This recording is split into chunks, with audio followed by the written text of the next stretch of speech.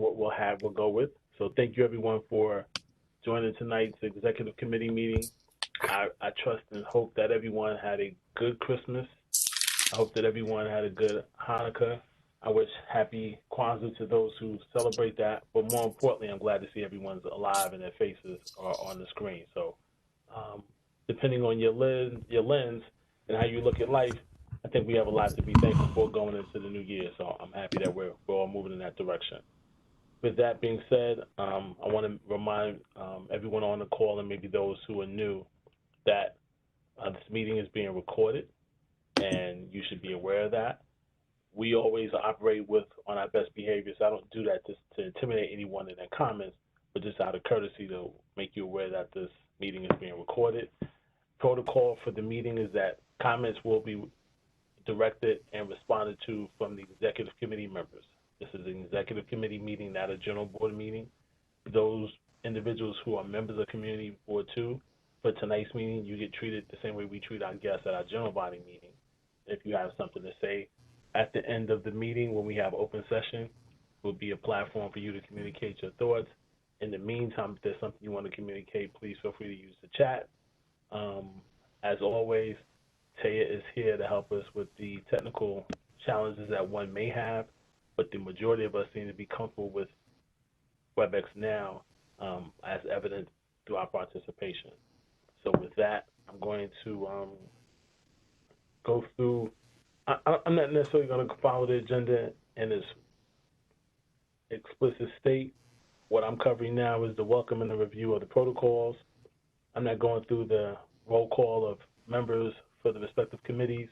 As you give your reports or as you comment tonight, you can identify what committee you represent. And so with that, I'm moving to item number 3 on the agenda. Can I have an approval of the agenda? Mr. Gordon, second Ms. Firebush. Is there any discussion, any edits, or any concerns with the agenda? Seeing none, hearing none, thank you. Approval of the minutes. Has everyone had a chance to review the minutes from November 2020? Are there any edits? I sent some edits into the office. Barbara, I thought I heard you said you sent the edits to the office. Is that correct? Yes, yes. Okay, great. Anybody else with any edits? Great, thank you. Moving to item number 5 on the agenda, committees for action. We'll start with Health, Environment, and Social Services. Mr. Brandon Smith. Good evening, everybody. My name is Brandon Smith. I'm Chair of Health, Environment, and Social Services. And for anyone who's a public member, Ms. Thurston, who's with us, does double duty as both the Secretary of the Community Board and also Secretary of the Health Committee, and is also a representative of our committee. So we're very excited to be here. And just to give you a rundown, we had 3 new liquor licenses proposed at our last meeting on December the 2nd. There was no community concern expressed for any of these 3 licenses, but I'm going to go through them in a little bit more detail so that it's very clear what is on the table. First, we had 224 Green Avenue, Cafe Bar Leica. This is a location which they have an existing liquor license, but they were seeking to extend their existing liquor license, which expires at 1 a.m. daily, to a time of 2 a.m. on Sunday to Wednesday and 4 a.m. Thursday to Saturday. That was the entire nature of the application, is just to elongate the hours to make it a little bit later. So we had a discussion with them about what they would be doing. They said they were going to use this for art shows, and what was going on there now. This business is currently closed, and they were adamant about the fact they will not reopen until after the pandemic. The other notable thing about them is we inquired deeply, given the neighborhood and the nature of the application, about whether there'd been any community concerns expressed or any concerns with neighbors in the course of their interactions. And they said absolutely no. We had heard nothing from the district office. We had heard, and there was certainly nobody at the meeting. So with all of that in consideration, we voted in favor of approving this application by a margin of 6-0. I believe the members who were opposed felt that the time was just a little bit too late. And that was the first application. Second application, 72 Clark Street, Clark Bone Gusto Corp. You might wonder, is this related to the Cafe Bone Gusto on Montague Street? It is. The same guy who owns that place is opening this place. We treated this as a completely separate application, but we did ensure that there was no outdoor seating at this location, as I believe there were some concerns expressed about Bone Gusto on Montague Street having a sidewalk cafe or using some tables as a sidewalk cafe inappropriately in the past. But they were pretty clear that there was going to be no outside seating at this location. There is a present operation on the Upper East Side that they're currently doing also, and that is a dining location. This place is going to be open from 12 p.m. to 10 p.m. daily.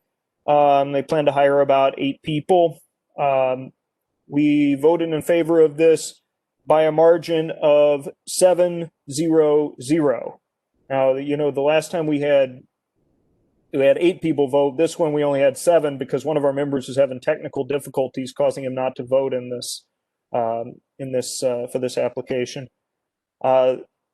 Thirdly, we had 82 Livingston Street. This is called Seafood House Livingston. Yu Lu, along with her daughter Renee, came to present this application. They're going to be doing Cajun seafood. It's going to be It's going to be 11 a.m. to 10 p.m. Sunday to Thursday, as well as 11 a.m. to 11 p.m. Friday and Saturday. They're going to be ADA accessible, and they're going to be doing some work to try to expand their bathroom so that is also accessible. The motion for this application was also approved by a margin of 8-0-0. Those are the 3 new applications we approved. Thank you, Brendan. Any questions for Mr. Smith? Ms. Julia Cullen-Chung? Hi, Brandon. For 224 Green Avenue, the one with the 4 a.m. license, does the license stay with the business and with the proprietors of that business, or is it transferable should they either sell their business or sell their lease to another business? I don't think we inquired about the transferability of that license at our meeting, so I don't know if I can provide a complete answer to you, but I will say that the nature of the application was such that the approval of this would result in the same owners owning the location, so it was not a transfer of the ownership. I meant it only because sometimes people try to get 4 a.m. license to be more marketable if they're trying to sell their business, which they might not tell you about. It's a fair point, but the nature of whether or not they intended to sell their business was not a subject that came up at our meeting. Thanks. Barbara? Thanks. Again, on that Cafe Barleca, are there other eating establishments in nearby that also have a 4 a.m. closing?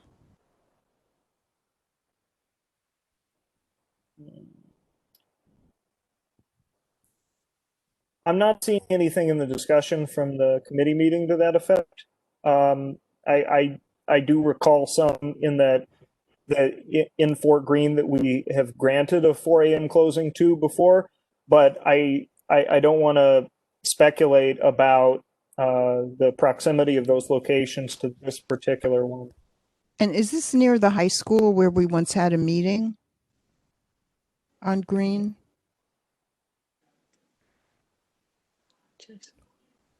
On Green, are you referring to Bishop Lockland Memorial High School? Yes. on Green between Claremont and Vanderbilt is the location Yes. for everyone who's wondering. I don't So think this it is on Green between Classen and Grand.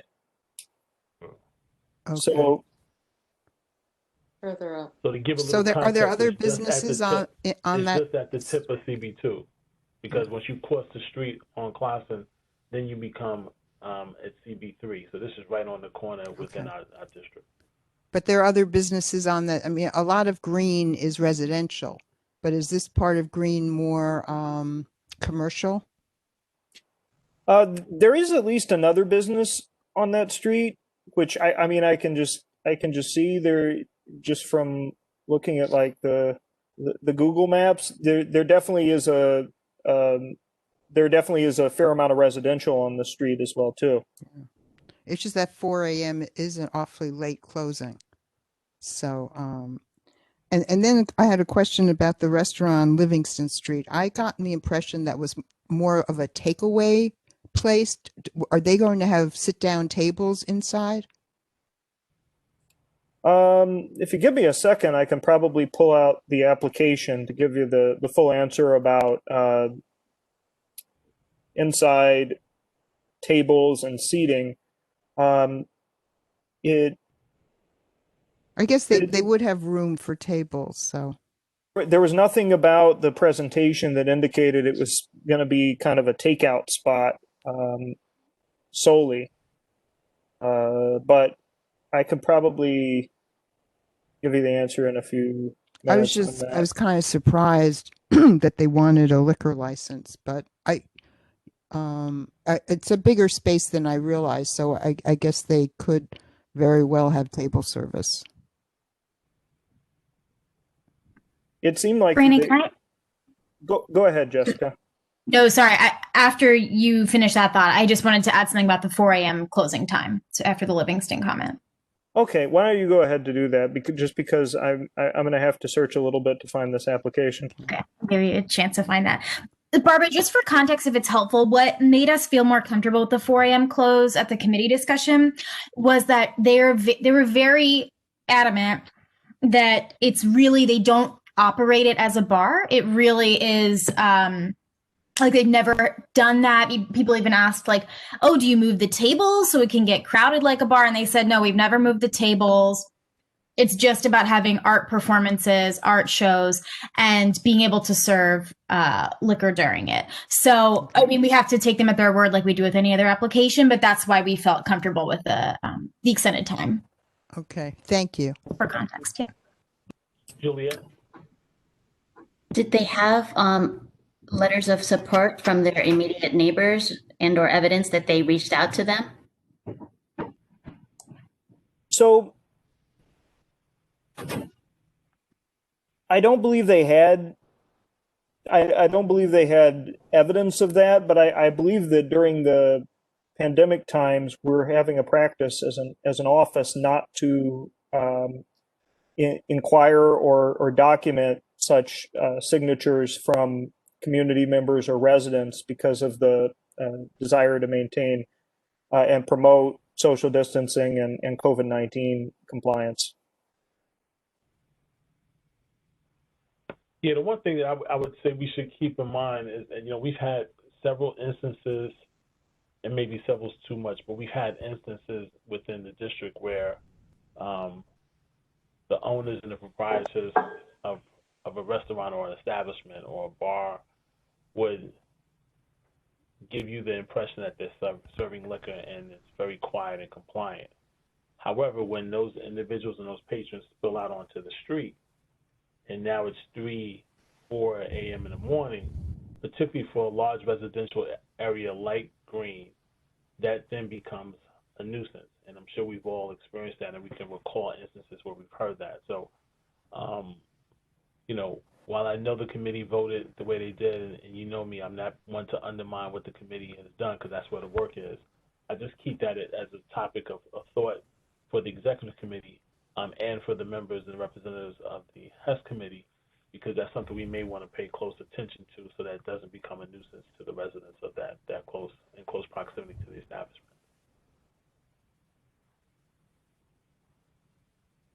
Bill. Yeah, hello, Brandon. I have a question. When they were talking about the art shows, how often were they expected to have these shows?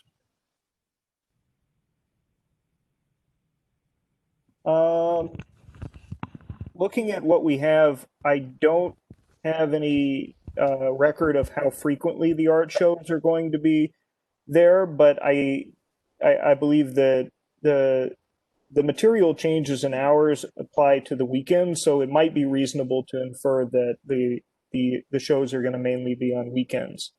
But I don't have a more specific answer for you from our records.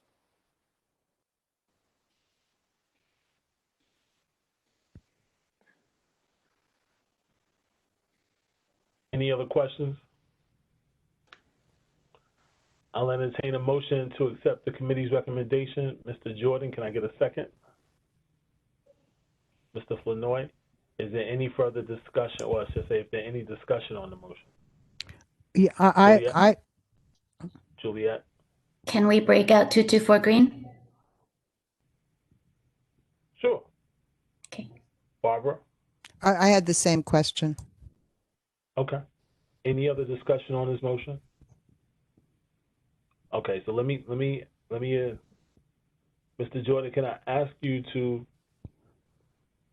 receive a friendly amendment to your motion that we include your motion for now, excluding 224 Green Avenue?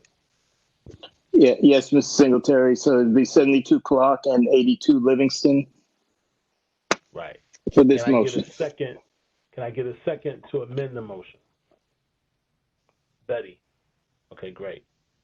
So now there's a new motion on the floor. I would entertain a motion to receive an approval from the committee's recommendation for 72 Clark Street and 82 Livingston Street. Mr. Jordan, can I get a second? Mr. Flanoy, any discussion on the motion? Hearing none, all in favor? Anyone opposed? Again, is there anyone opposed? Any abstentions?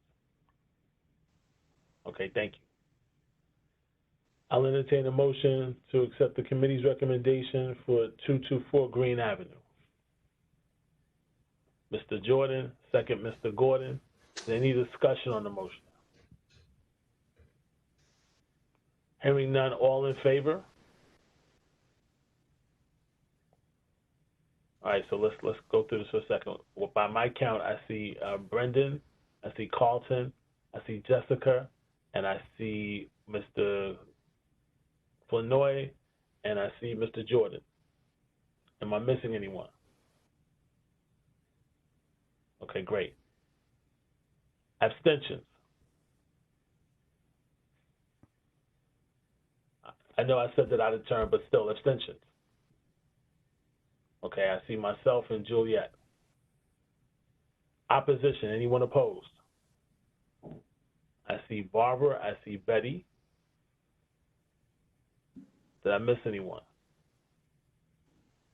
Jessica, is that the correct count? Okay, great, motion carries. Okay, great. Brendan, Jessica, thank you for your report, I appreciate it. Next item, according to the agenda, would be land use. I'll turn it over to Mr. Gordon. All right, thank you. We have, I think, both a ULURP and a Board of Standard of Appeals applications first. My understanding is that those will be, the votes will be done by the full board. If I'm not right, Lenny, on that? Okay, so what I'll do on the ULURP and on the Board of Standard of Appeals is just give a brief explanation, a brief on those two, since we're not voting on those matters. On the ULURP for 68 Fleet Place, it's what they're asking for. It's a building, 30-story, one of those newer buildings, 30-something stories. In fact, it's just down the block from where I live. And it has a commercial space or on the ground floor, which it's dark, so I hadn't even noticed it. But the problem with that commercial space is that they have not been able to rent the space. Basically, they haven't been able to get a good, customer for that space. So what they've done is on that one is that they're asking to change the zoning, so to speak, on that one to allow for community, call it a community facility, which would open the possibilities of who could rent that space. And their problem was that, yes, Myrtle Avenue, which is right at the corner of Myrtle Avenue and Fleet and Willoughby Street, where I am, are quite busy with traffic. And of course, you have Flatbush Avenue, which is always busy. That part of Fleet Place does not draw a lot of people. It just, maybe a few people will go by and some cars will go by coming around, heading towards Myrtle. So the owners of the property felt that they needed to expand the possibility of who they can rent to. And it's not just a regular commercial, but it'll also be a community facility, which will allow more people to come and get that space. And we approved that particular one, 1100. The other one, which will be coming up on the Board of Standards and Appeals application, is for 161 Emerson Place, all over in Clinton Hill. Now that one is an interesting one, and it's an application by the Institute for Community Living. That one is basically trying to assist people in need of housing. They've already had a nice one that they've been working on and have done over by Nevins and Livingston. Many have passed it in the old property and they've added to it, in which they help people, who are low-income people in need, and they give them housing and help and so on. On that one, what they want to do on this one, it's a property of a lot of small units, and the units right now are not particularly serviceable for people and families in need. So what they asked for on the Board of Standards and Appeals to make a change, so they can make 81 units of homes for people who will have, let's say, family reunification, help out people in need. It'll be low income, and it'll be affordable housing. And we voted for that one 10-0-0. They've had a good reputation. They've done good work in the past, and we voted for this one because we hope that they'll continue to vote for that, to work on that in the future. So those two will be on, I guess, at the next general board meeting. All right, now the one that we will be doing a vote on, I saw somebody raise their hand? No, okay. Okay. Okay. The one we'll be voting on is Carlton? Yeah. Carlton? Yes. Let me interrupt you for 1 second. I think Mr. Jordan has a question. Okay, yeah, I wasn't sure. Okay. Pardon, you had said 68 Fleet Place. It's 86. Is that the correct address? 60? Hold on. Did I say anything? 86. Yeah. Sorry. 86. Okay. Okay. Yeah. Thank you. Yeah. Can I ask a quick question, please? Yes, please. Go ahead. Yes, Jessica. Thanks, Carlton.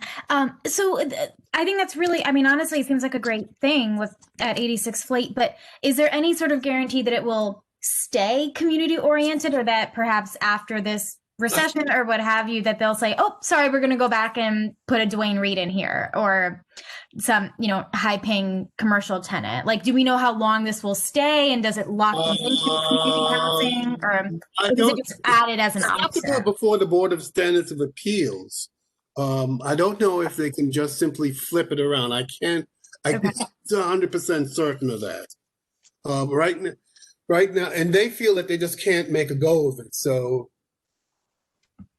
there probably is a way around it, but right now they're saying they need to expand the possibility to get some kind of use of that space. Yeah. I'm not 100% certain of that. I'm not going to tell you that they can't go back on it. But Okay. they've come to the point that they have to go before the Board of Standards and Appeals, which is a very long and bureaucratic process. Sure. All right. Thanks, Carlton. Okay. Carlson, may I get some feedback also? Yeah. Okay. Jessica, from what I understood, we brought this up also in the conversation, and they seem to feel that my impression was they are looking to make this a permanent situation, not something that they're looking to, because that's why they're expanding, because the need for this is so great. They're looking to expand, and that's why they're doing it. And I don't believe it's going to actually migrate to something else after the pandemic's over. Okay. Thanks, Bill. Yeah, I agree with Bill. I don't see that it's going to change suddenly, to a Dwayne Reed or anything like that. And I think again, they have a lot of the busy stores are just a couple of blocks away anyway. So I don't see that they're going to suddenly get it's going to pick up. And it is a quieter street, even though you're just off Myrtle. The fleet is quiet, and I don't think it's going to get the kind of foot traffic. It's going to get a lot of business, people looking to do business. All right, All Carlson, right. what's next? Yeah. Mm-hmm. No, I simply said, what's next? Yeah. Okay. Sorry. Holding me to hold up. Okay. The only other thing we have left is 216 Dean Street, which is now I'll go before you for your vote, and that's a Landmark Preservation Commission application for appropriateness. 216 Dean Street is in the Borum Hill Historic District, and it's located between Bond and Nevin Streets. And they've asked to install a roof deck with planters and the railings, new stair bulkhead, and a canopy with solar panels. We voted for this one unanimously. We agreed to it unanimously, 10-0-0. It was an interesting, I would say, an interesting application to use the top of their building. It's typical of the building is typical of the buildings that you have on that part of Dean Street in Borum Hill. And what they've added was sort of like an extra, I guess, trellis, so to speak, which will be hanging the solar panels, and they'll be using the roof as it's sort of a recreation area for the owners and the tenants of that building. It was not. You will be able to see it from from sides of other buildings and from the other street level, but it was not, an interference, with the lines of it was acceptable, and we approved it 10-0-0. And we ask for your support to approve this application. I'll entertain a motion to accept the committee's recommendation. Ms. Julia Cullen Chung, second, Mr. Jordan. Is there any discussion on the motion? Barbara?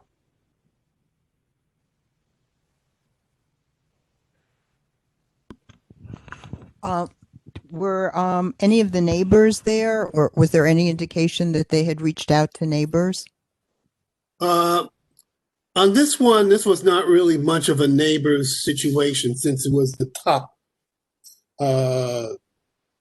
We can always put a request in, and we usually do a neighbors thing when they're doing that construction on the ground floor, anything that would interfere with backyards, anything that would interfere with structural. This was just at it's up on the roof, and it does not, I don't think it raised to the level that they would have to notify. They should at some point probably say, oh, by the way, folks, we'll be doing some work on our roof. But it wasn't one that really rose to the level that it would require or we push to get them to notify the neighbors. And I wasn't clear, probably because of the connection. Is this visible from the street? Yes, it is visible. It is. It'll be visible. It's actually be visible from some of the other buildings and from the sides.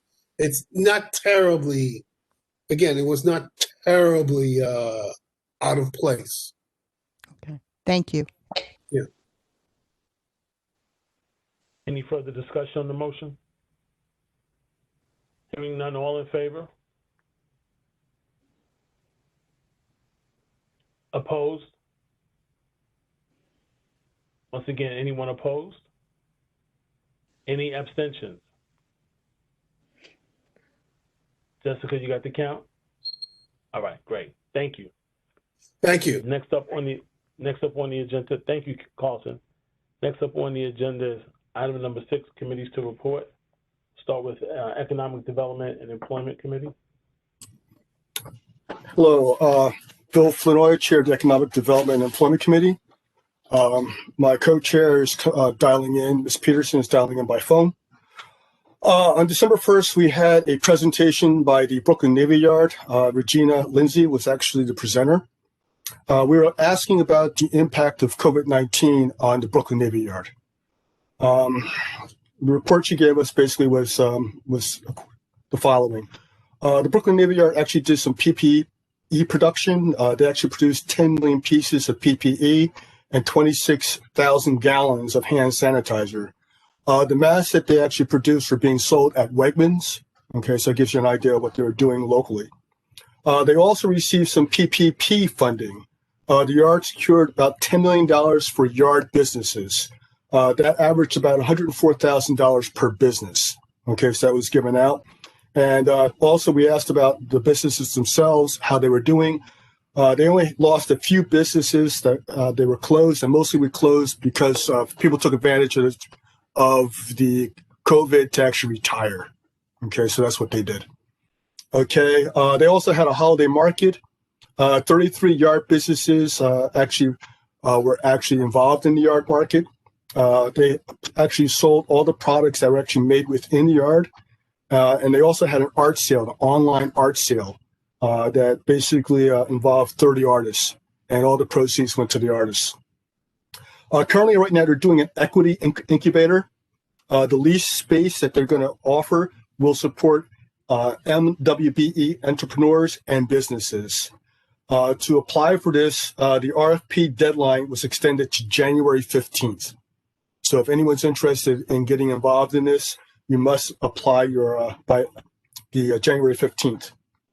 Now, as far as the workforce is concerned, we were wondering about that, how that was doing.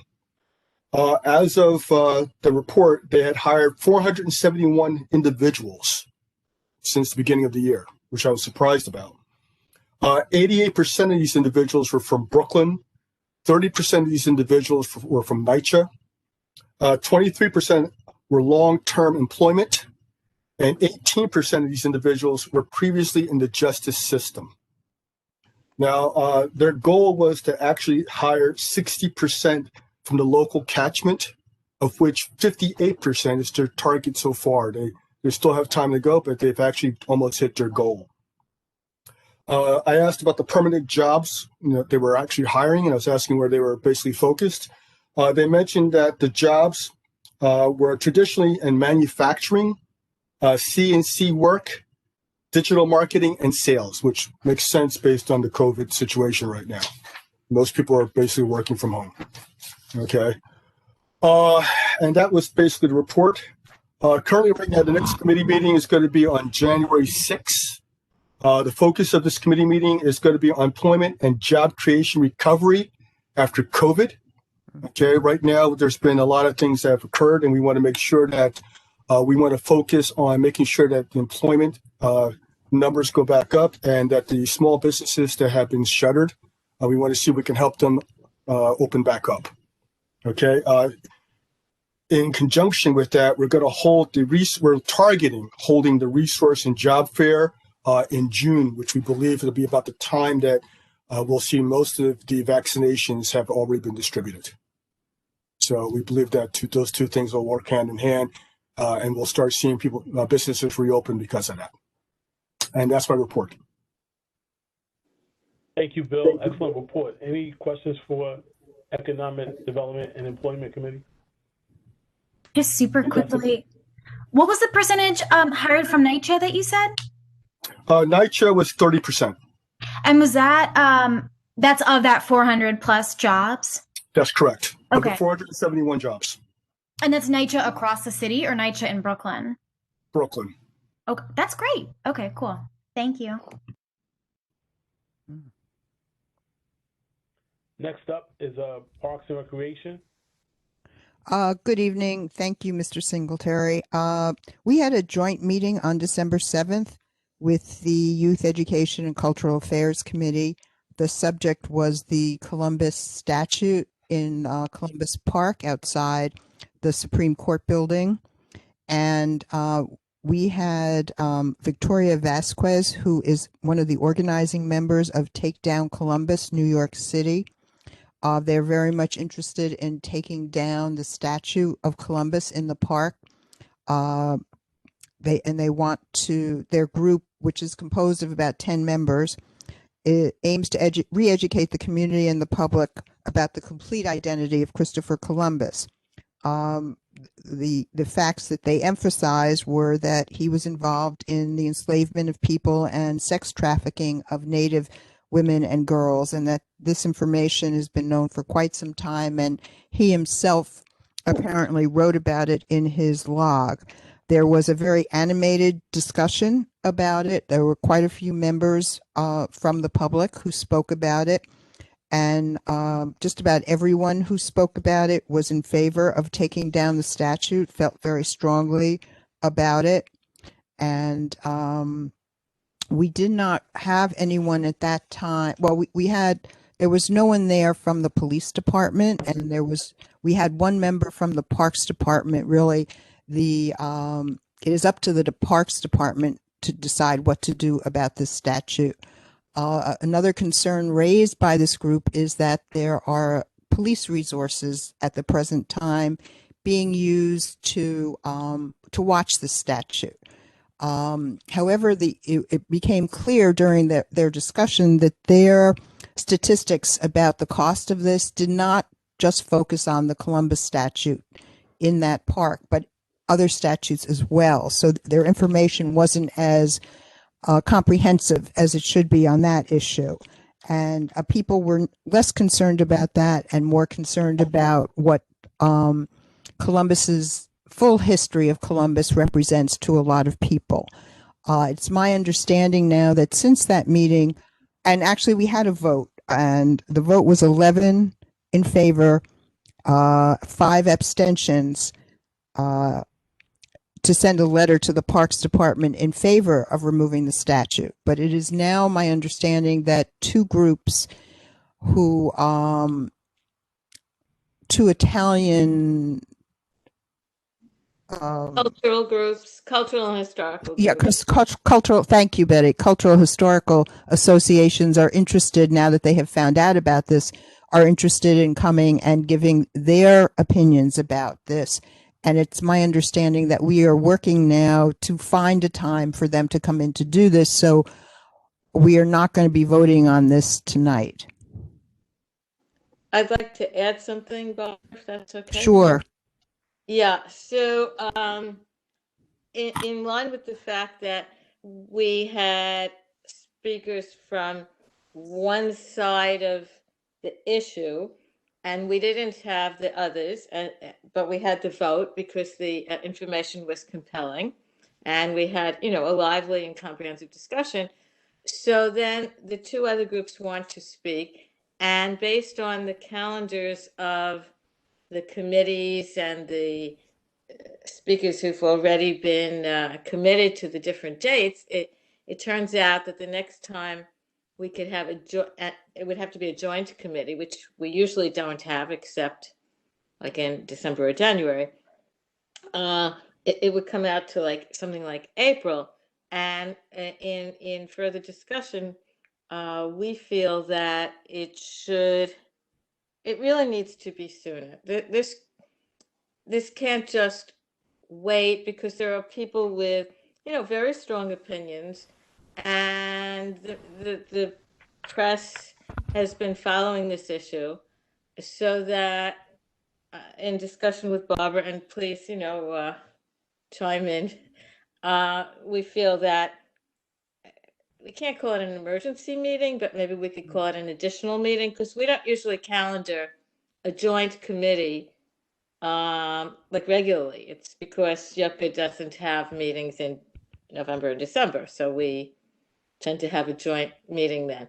So we really need to figure out and have, some guidance from our leadership as to the proper calling an additional meeting, and how the vote would be, being that we already had a vote based on one side of the argument, basically. And as a community board, even though we might not personally feel the other side of the issue, we have a responsibility, I feel, and Barbara feels as well, I think, to hear from both sides. So then we might have to do a different type of a vote. But I think in my discussions with Barbara, we really feel we need to do it sooner rather than later. I think so. We need your leadership opinion and direction. Thank you.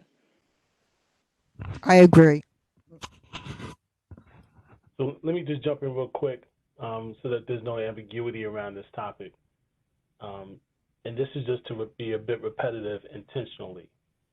So when the request came into the district office, it was brought to my attention, and I advised the district office to reach out to the respective chairs, being Betty and Barbara, to work to get a joint committee meeting on the schedule, given that the first side, to repeat what Betty and Barbara just displayed, was at a joint committee, to give it the same fair, equal treatment, create the same kind of environment for the other side of the conversation. This is the first that I'm hearing, and it's okay, but we'll resolve it outside of this meeting. We won't do it now. Right. That we were having some issues with trying to find a date. We can find a date. We'll find a date. And if nothing else, we don't have to give it anything special name. It'll just be a joint committee meeting, off cycle, of the Youth Education, Culture Affairs, and Parks Committee. That's simple. And if I need to get more involved in helping to find the date, I'm happy to do so. So therefore, your request to get guidance from leadership has already been given. We will have a joint committee, and we'll try to work with a date that is most feasible for all of the members of both committees, so that it's not a strain, but we want to make sure that both sides of the conversation get a fair and equal platform for giving their perspective. So that will take place. Thank you. Thank you. You're welcome. I Mr. see there's Jordan? some questions. Yeah, I got it. Mr. Jordan? Thank you, Mr. Singletary. So I guess just a little confused. So is this where we're going? What we're going to is a recommendation from Community Board 2 to remove this statue, and who would that recommendation be going to? So with respect to Betty and Barbara, let me just jump in for a second. Originally, when the request came, it was a one-sided request from an organization, TDCNYC, to have the statue removed, amongst other aspects of the conversation around the statue.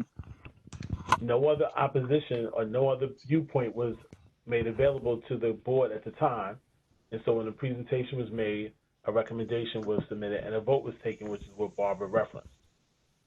Subsequent to that meeting, a different viewpoint became aware of the conversation, submitted a request to the office, and asked for their side to be heard. To directly answer your question, yes, I am looking for a recommendation to come out of the respective committees, and then at that point, we will write a letter in support or not to the respective city agencies for what we are voting on as a joint committee, right? Now, to be clear about this, once the committee votes on it, it may not come to the exec committee for a full vote. It may have to go to the full board. I'm still getting clarification on that. But either way, once we get a response from the joint committee on the particular topic, given the different purview of or perspective of the stakeholders, then we will make a joint recommendation. That Bill. answers. Yeah. Okay. Thank you. Bill. Yeah, I'm just curious. Recently, there's been the first time an Italian-American saint has just occurred. Okay. She was a nun, I believe. Is it possible to suggest, because Columbus is so controversial, that instead of having Christopher Columbus as a representative for Italian Americans, that instead we can replace it with this saint that was just anointed? Just a suggestion.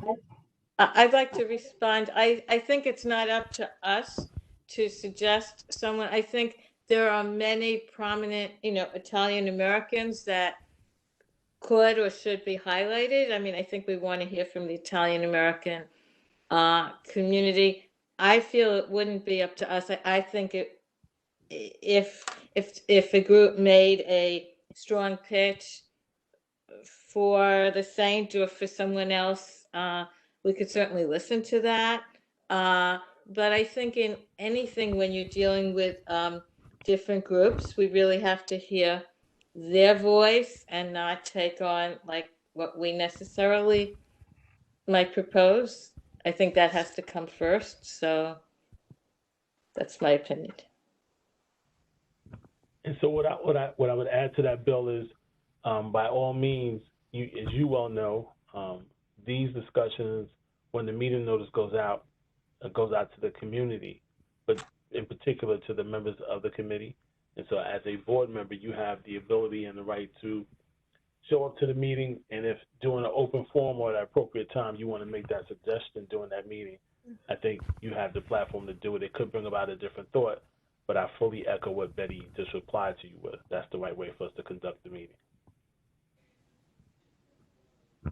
Any other questions? Thank you, If I Barbara. could just add a small comment, I think as I've done Google searches on how did Christopher Columbus become the icon for Italian American, pride and community, I'm just beginning to delve into it. And anyone who's interested in researching some of the sources, it's fascinating to see how some of this might have come about. Thank you, Betty. Another shout out for Google. Any other questions for anyone else on the call this evening? Okay, great. Next up is a Transportation and Public Safety Committee. Hi, good evening. I'm Juliet Cullen-Chung, Chair of Transportation and Public Safety, Community Board 2. Also joining me is Co-Chair Cheryl Gelbs on this line. We had our committee meeting on December 18th, and we heard a very short presentation by a representative of Accessible Dispatch Taxi Service. Now, this is different from Access-a-Ride in that this is a full fare metered taxi service, but it is specifically with trained drivers with larger vehicles that can accommodate wheelchairs for people with mobility impairments. They're dispatchable 24/7. They try to come within 15 minutes. So it's not something like Access-a-Ride that needs to be scheduled a day in advance. We then discussed the sort of review of 2020 and planned for 2021, what we wanted to see and hear from. It was suggested that we hear about the rehabilitation of the BQE. It's been silenced for a full year. We haven't gotten any updates ever since the committee came out with a recommendation that there should be another panel to review the actual recommendations and trucks should be removed. We haven't gotten any updates. So that would be really important to have a special meeting about that. We would like to hear about the updates for what's going on with the Brooklyn House of Detention, especially given the current budget situation. We heard that the budget wasn't cut for this, but we would still like to understand what the timeline is. We did prepare questions for the Department of Transportation, and we expect them to come early next year and respond to our specific questions, as well as the MTA will follow with a similar pattern. And Latrell Mosso, our fellow community board member with visual impairment, did attend the meeting, and she provided some comments as well, but general comments, and suggested that accessible transit be a topic for a future presentation as well. Thanks. Thank you, Juliet. Any questions? Great, thank you. Betty, I know you're listed here for item D on the committees to report. I know you just commented on the joint meeting that you and Barbara have. Do you have anything else? Okay. Yes, thank you. All right, thank you. All right. So next up is the chairperson's report. As all of you know, hopefully you've checked your email by now, or you listened to the closest water cooler near your home, and you recognize that Mr. Paris has submitted his letter of resignation, and his last day of service was December 26th, and I think that's a sentimental date for him, because I believe the date that he started was on the 26th, 17 years ago. And so, you know, I publicly sent out a notice to everyone thanking Rob for his service. I had a chance to do so again today, and so now Rob has moved on. We are now going to transition in a way forward from Rob. We thank Rob, we appreciate Rob, but we're moving on from Rob, so I'm putting a period next to Rob. That being said, I am super encouraged, and I believe without doubt that the office is in the capable hands of Carol Ann, Taya, and Gustavo. As we've all witnessed from our own interaction with those three representatives, we are in capable hands. And so what I take before us is a little bit of a challenge, each of us, not just the district office, but every member of the community board, to elevate our game a bit, because the one thing that Rob made life easy for is that he has so much institutional knowledge that a lot of times we would say, all right, Rob, what do you think? We don't get to do that anymore. We all get to put our hand in the game and help elevate our learning curve, help become a smarter community board, and really give us a chance to take our own thoughts and opinions factually. Let me repeat that, factually, to make sure that we provide the same quality of service to our constituents in the community we serve. I am no way implying or suggesting or remotely giving anyone credence to start making things up. That's not what I'm looking to do. What I'm asking people to do is continue to utilize the office as you always have. I, along with the members of the Finance and Personnel Committee chaired by Mr. Jordan, are doing everything we can to expeditiously transition and begin the process to post for a replacement and begin to go through what I anticipate to be a bevy of applicants who would want to come on to, as I've always said, and I firmly believe this, it may sound funny, but I believe this, the best community board in Brooklyn, given all the things that we have to deal with, all the things that sit within our district, and including the decisions that are made about Borough Hall, which includes and houses the borough president and his staff.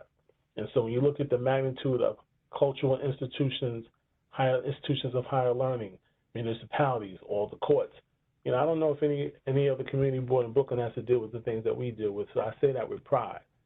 That being said, we will continue to update the entire body of progress as it takes place. You should know that the Finance and Personnel Committee has already met in executive session on multiple occasions to make sure that we do as best as we can to have a smooth transition, and we will continue to do so. As I stated in the letter, should anybody have any questions about the process, do not hesitate to email me. I am checking emails every second these days because I just want to make sure that I don't fall behind what people are asking. But I think it bears repeating. I have the utmost confidence in Carol Ann, Tay, and Gustavo. I also want to address that I've received some emails that have suggested that we need to name an interim chair. I'm not of the opinion that we do. I've not heard from the Finance and Personnel Committee that is required to do so. I think the office will continue to run the way it has been running, given that we're still in this pandemic. I have continued access to the office, and so if I need to get to the office for anything, I will. But I know, and I'm just going to single her out for a moment. That's not to imply that her performance is any greater or less than any of her colleagues, but I want to single out Taya because of the way she's elevated our technological skills and our ability to communicate remotely. And so given what she has done, it gives me further confidence and evidence that we will be fine to move on for Life After Rob. That is not a title of a sitcom or a TV show, but it is Life After Rob. And so let me pause there because I have other things I want to report on, but given that this is the topic of the day, if there's any questions relating to what I just communicated, I'm happy to pause and answer questions. Fantastic. The other item I want to report is, as I believe everyone is aware, and if not, this may be news to you, but the Borough President's Office has what they call the Borough Board, and all of the representatives of the community boards come together and, share information, get information. It's the one time where we get to collaborate with the board office, the Borough Hall. And so I want to thank and take this moment to thank Oscar Luckett because he has agreed to be our representation to the Borough Board.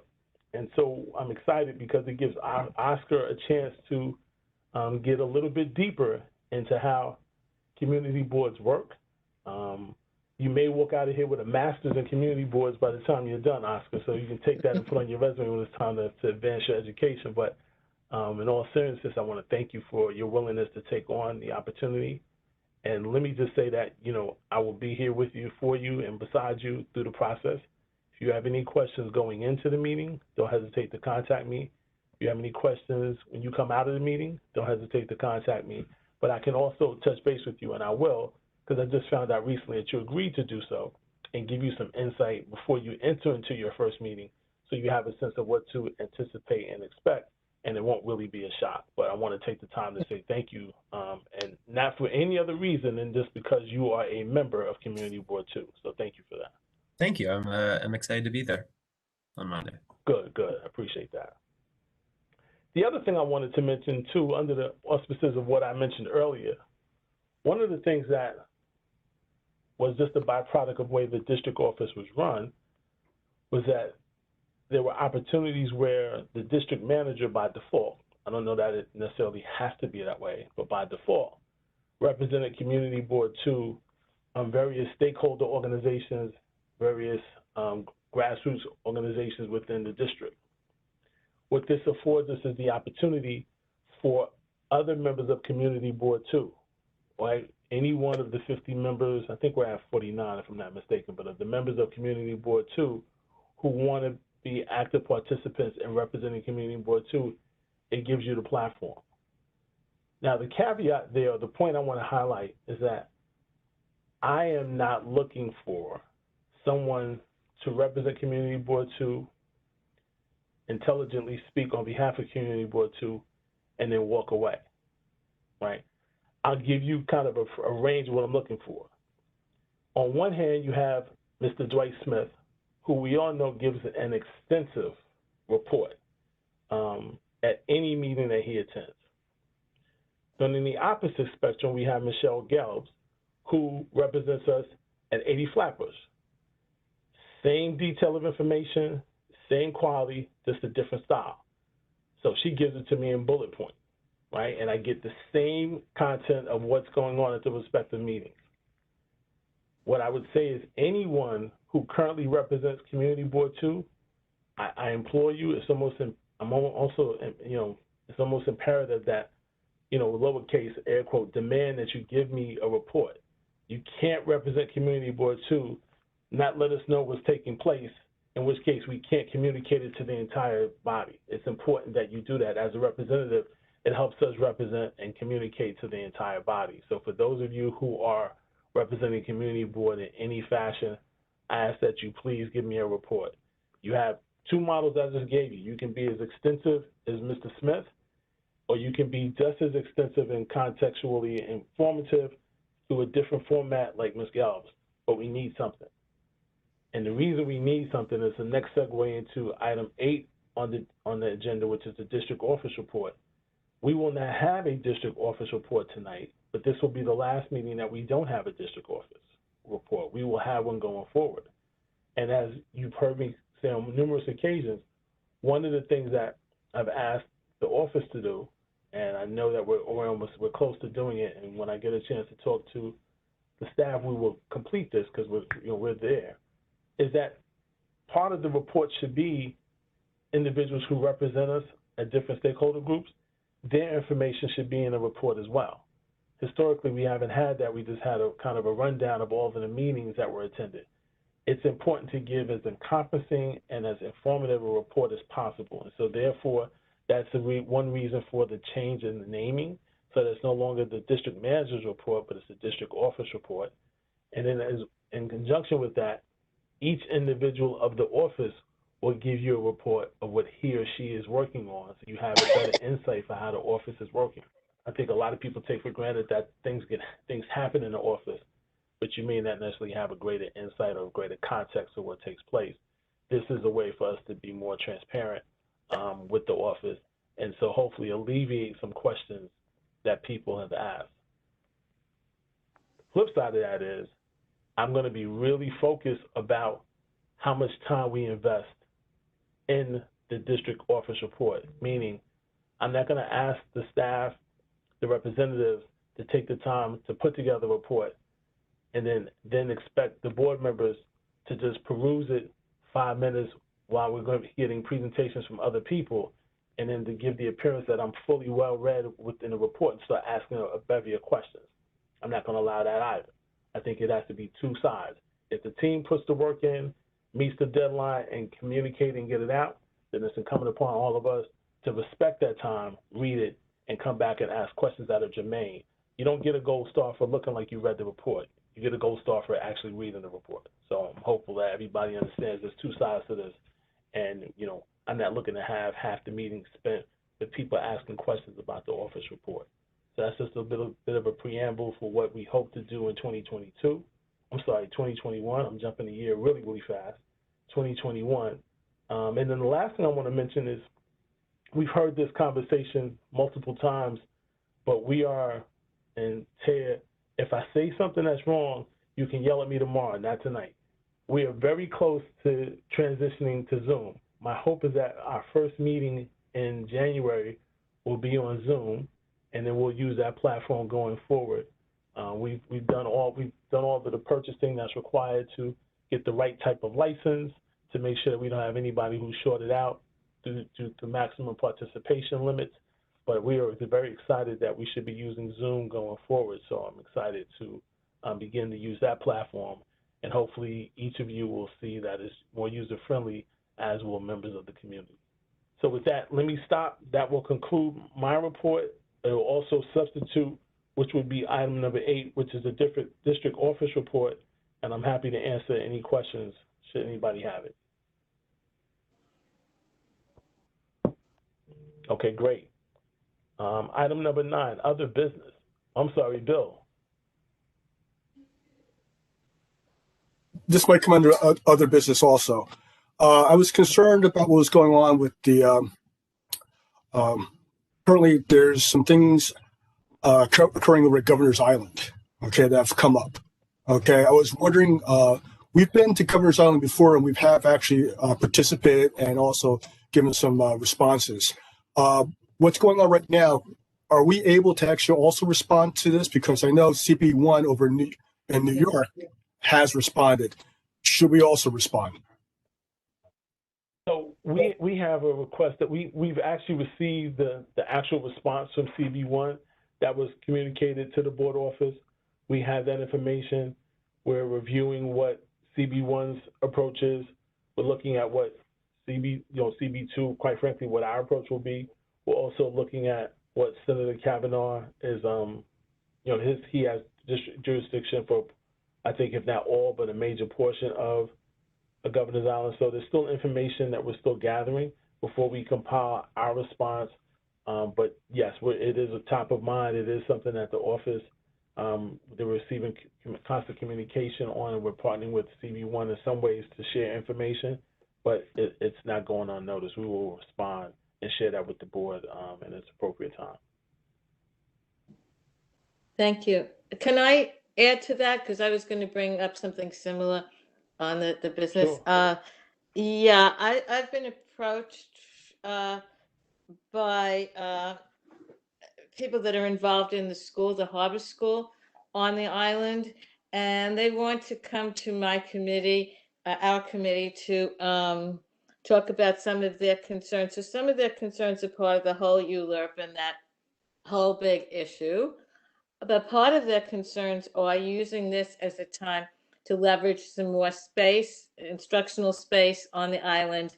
And they desperately need a swimming pool because they are teaching young people about marine studies, and they have to dive and they have to do things that involve being safe on the water. So they absolutely need a swimming pool. So they want to come to the committee, and my response always is to call, contact the district office, get on our calendar. If they can't get on our calendar timely, if we have other people already scheduled, they might come for the the community forum to express their concerns. And some of the ULURP, of course, is on a timestamp. So I did want to share this with everyone, that some of these issues most likely will come to my committee.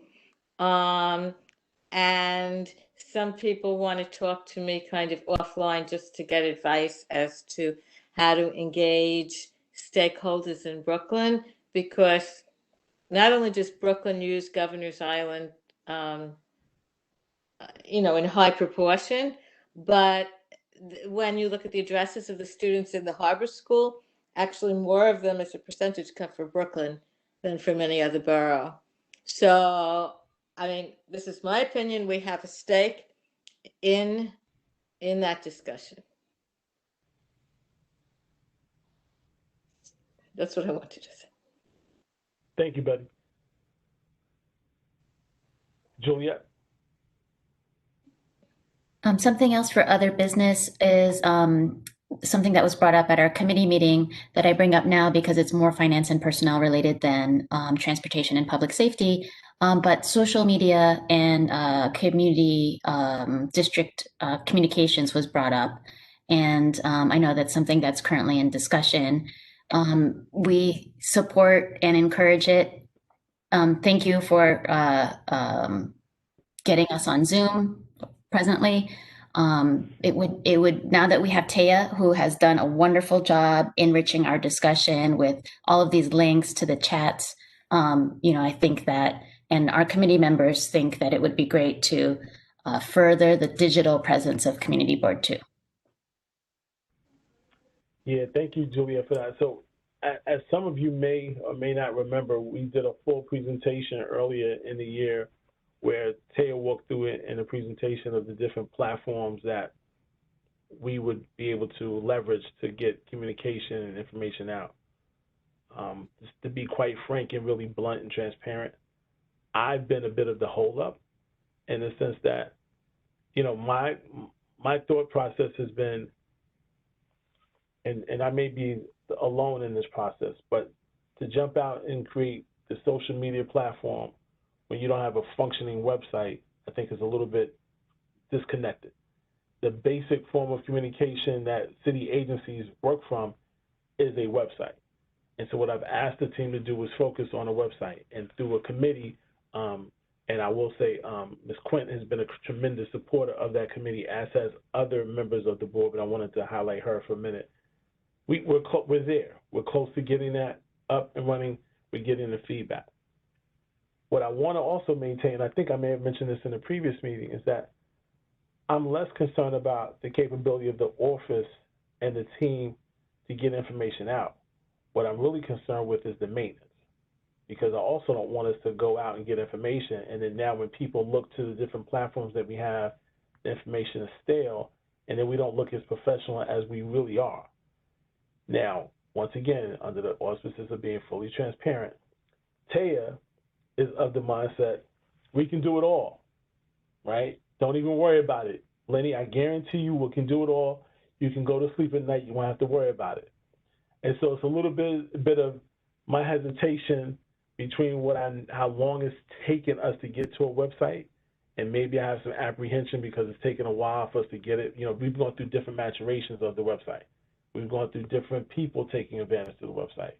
But I think now, and I know now that we have the right team and the right colleagues around the table to get it done, I'm starting to sway to Taya's side of the conversation. Taya, don't smile too much. I didn't say yes, but I'm close to getting to a point where, you know, at some point, with the information that we give out is consistent. And so whether it's on Instagram, Zoom, Facebook, whatever, that information is consistent. And so I'm open to that. What I'd like to do is just make sure that we do a quick run through, make sure that the website is up and running, and then that way we'll get there. So Juliet, to your point, we are closer than we probably have ever been in my time being a member of the executive committee of Community Board 2. So not even just chair, but as a member of the executive committee, that I'm optimistic that once again, 2021 will take us to new heights and new levels, given the work that the team has been doing and the continued participation of the members of Community Board 2. So thank you for bringing that up. Thank you. Any other items for other business? Okay, great. So now we're going to move on to item number 10, which is community forum. And I remind everyone, this is not a general body meeting. This is an executive committee meeting. However, the rules apply. You get 2 minutes. And I don't care who you are, you get 2 minutes. So who's first up to speak? John Dew is first up. Am I being John, heard? Your 2 minutes start now. My 2 minutes starts now. Ty, I want to acknowledge that you are doing a phenomenal job, and I chat with you from time to time, and you are absolutely on point. I want to talk with the executive committee about the vote for 130 St. Felix. There are several questions that were not asked at the executive committee's presentation on 130 St. Felix. That issue remains an issue in the community of Fort Greene. And just building on the point that you made earlier about how the community board interfaces throughout the community, the communities of Fort Greene and Clinton Hill need a little bit more attention from the community board that has not necessarily been felt in the community in the past. So I want to put that out there. The questions that I have, I will not read off tonight, although I do have them in a bullet format. I will submit them to the board to circulate, because these are the questions that the applicant for 130 will have to answer when he comes back for the ULURP application.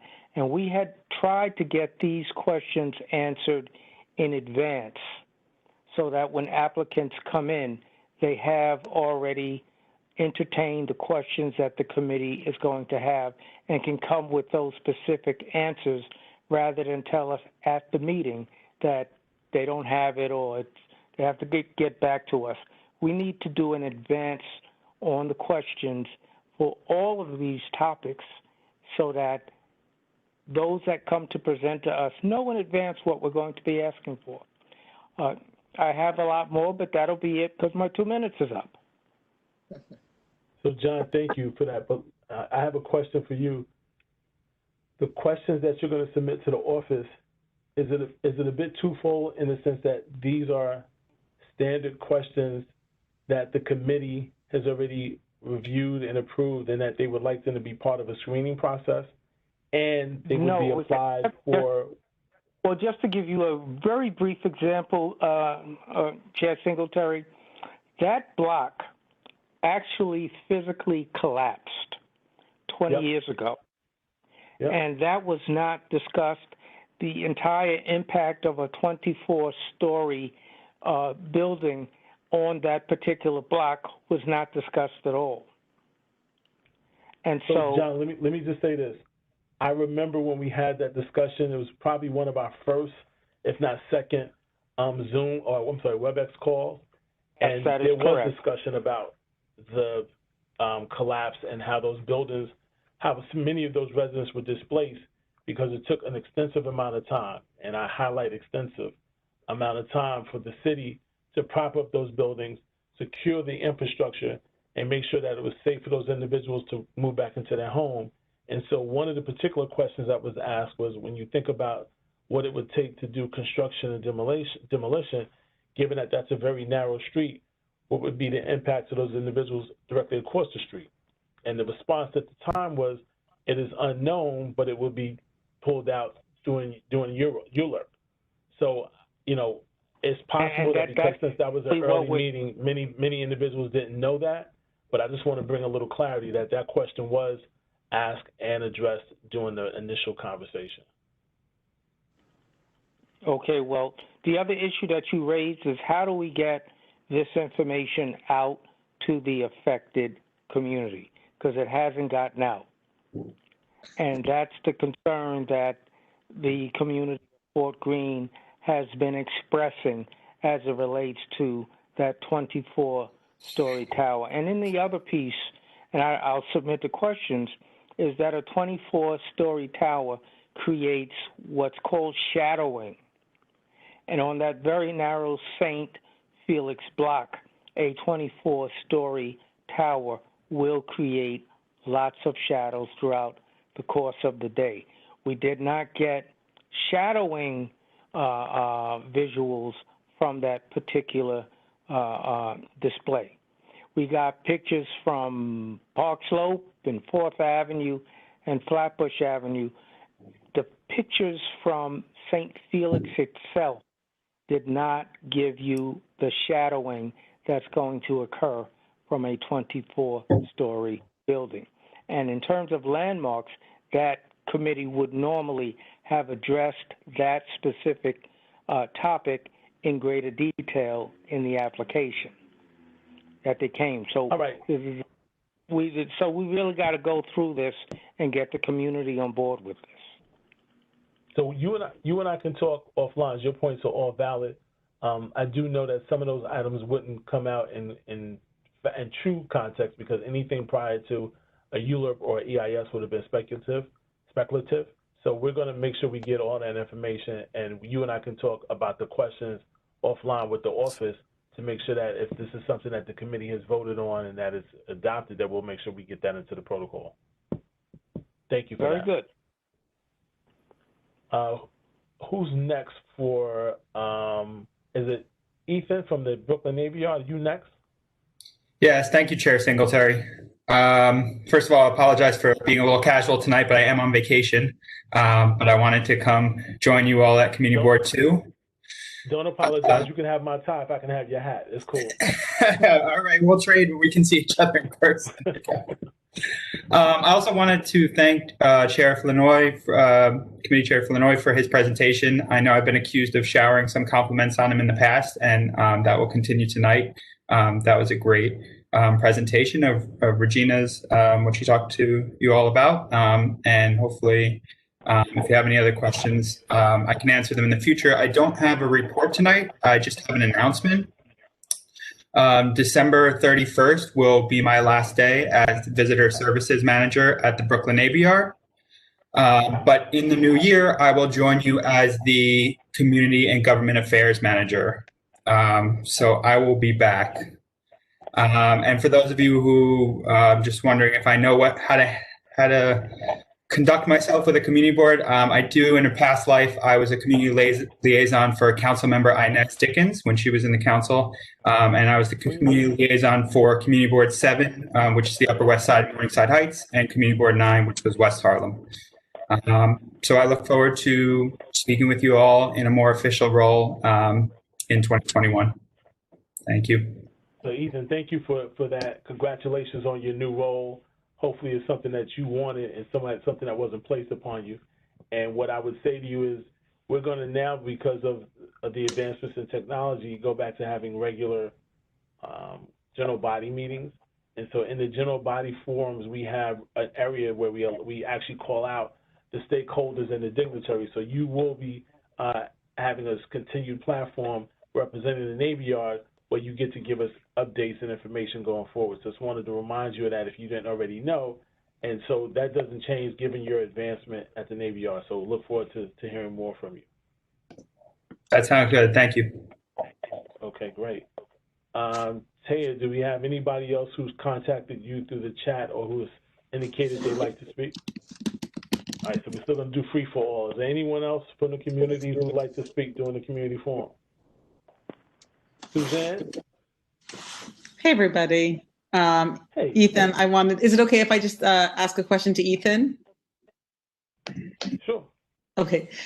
Ethan, congratulations on your new role. I'm going to give you one to start out with. I'm Suzanne Quinn. I'm a board member. I live in Dumbo, and I walk to Wegmans on a regular basis. I brought it up before, and it has been addressed, but not with consistency. There's trash along Navy Street where the mural is, heading over there, and by the tow yard, and then just before the Wegmans entrance, which I understand is under the Navy Yard auspices. And I have once seen the maintenance guys cleaning it and thank them, but it's just an ongoing issue. Would love for that just to be on the ongoing maintenance schedule because it's really trashy and dirty. Thank you. I can add that to my list next month. That raises a thought. Taya, we can talk about this offline, but just to make a note so I don't forget, we heard from Wegmans very early on when they were going through their process of employment, hiring, training, and they've been there. You know, they're part of the neighborhood now. So I'd like to extend an invitation to Wegmans just to give us an update. How are things progressing? How's been their retention schedule with the people that they hired in the community? So just use that as a reminder for me when you and I catch up to figure out how we bring them back to the table. Anyone else with a question for Community Forum? I do have one more issue, Chair Singletary, that I just want to throw out. It is that we are in the middle of a pandemic, and I'm not quite sure to what extent the community board ought to be involved in notification to the overall community about issues related to the pandemic. It's like subsuming everything. So what if the community board can think about what the pandemic means to the community and how the board can help the community navigate through all of the issues that are going to confront it as we go forward. So two things. One, when you switch devices, that doesn't give you a new turnover for 2 new minutes, right? I like how you switch from one device to another device like you got another 2 minutes. That's real smooth, John. I'm paying attention. I got 3 devices. No, you don't get a chance to dial in for 6 minutes. You better go again. Your time is up. But what I will say is this. There's been a series of requests that are starting to come to the board office from different healthcare agencies, different hospitals, wanting to educate the community about the vaccine. Prior to the vaccine, there weren't a whole lot of requests coming in. And having conversations with the district manager, it was, and I'll say this, others may have the ability to chime in and give your own belief. And if you think that I did something that wasn't appropriate, I'm man enough to take that. That being said, there was so much of an inundation of information coming from the state, the city, different healthcare providers, that at some level, every committee had a chance or could be touched by it in some way. And so in conversations with the office, I kind of netted out that I didn't want to have us get to an overload, particularly with what is a real thing about the fatigue of having to be quarantined, the mental side effects of not being able to live a normal life. So we wanted to kind of take a step back a bit. Now that we're at a point where the community is now going to be part of the pandemic, part of the vaccine, as we attempt to turn the curve on this pandemic, now I think is probably the right time and the right platform for us to get involved and provide the right information and education so that as many people who are willing and want to take the vaccine can be as properly informed as possible. And then those who choose not to, if they choose not to, can still have enough information that they feel, regardless of their choice, they're making an informed decision. So, if the timing of that point that you're raising is a good one, we have already received about 3 requests from 3 different institutions that want to provide information about the vaccine.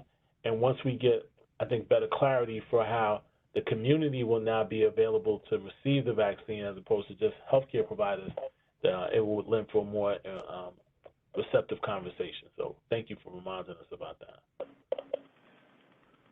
Is there anyone else that has any items for open forum?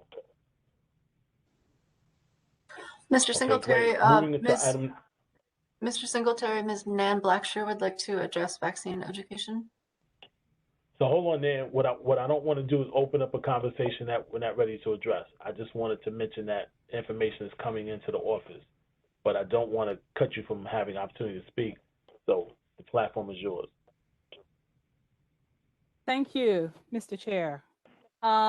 Just wanted to let everybody know that I am putting in the chat the link to the One Brooklyn virtual town hall that we had regarding the vaccine. So for those of you who weren't able to participate, you can use this link to actually view it on YouTube. And that is all that I wish to say. Thank you, Mr. Chair. Thank you, Nan. Appreciate you joining the call. Anyone else other than Nan? All right, so Bill, we'll follow up on whether we can get to CDC, but I know we can get to the Department of Health, both at the city and state level, so we can do that as well. Anyone else? Entertain a motion to adjourn. Is there any abstentions? Any opposition? Good night, everyone. Thank you for joining. If I don't speak to you, I'll get a chance to see you. Have a happy new year. We have a lot to bring in for the new year. Let's be excited about the continued progress of CB2, and please be safe. Let's not get lax now. We're almost around the corner. Let's continue to be diligent in our care and our safety for our loved ones and ourselves. Have a great, happy new year. Take care, everyone. Happy New Year. Happy New Year, everybody. Holidays, everybody. Happy New Year, everybody.